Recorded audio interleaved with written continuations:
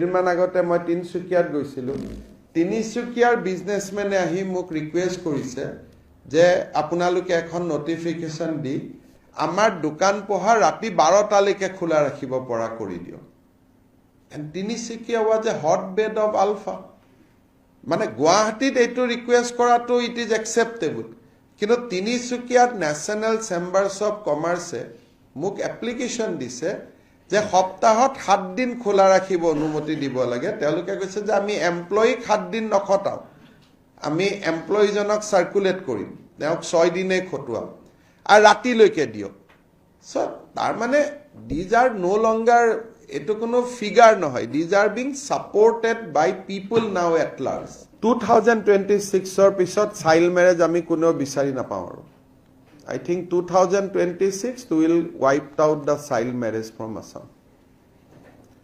And after this assembly, even we are going to stop this polygamy related also. So these both will be stopped. Bangladeshor pra Tripura, Tripura pra Assam hoy, Assamor pra mainland India leke, eta Rohingyar dangor network eta gohi uthisil.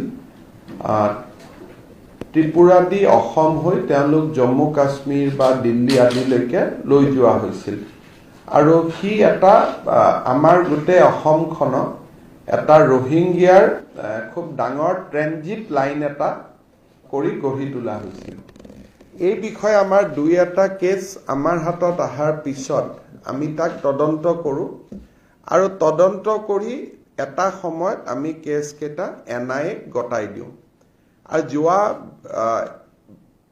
NIA তাৰ পিছত nation wide search কৰি তেওঁলোকে গোটেই গ্যাংটো burst কৰে আৰু ই এটা ডাঙৰ সফলতা আছিল মোষ্টলি ইন আসাম নাও if you see that our local Muslim population also whether they are foreigner or non-foreigner they also go out of Assam for earning bread.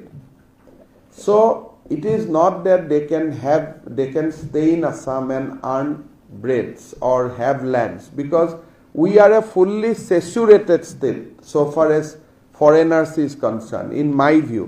So whatever case we have detected as of now, all cases show that this TAUD has put Assam Tripura as a transit route.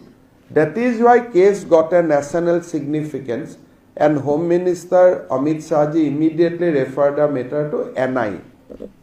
So mostly you will see Rohingya in the mainland India nowadays. Even during my Chhattisgarh election campaign, most of the people were complaining that there are a lot of Rohingya now in Chhattisgarh. So transit road is Tripura and Assam. So here Assam is trying to fulfill a national obligation.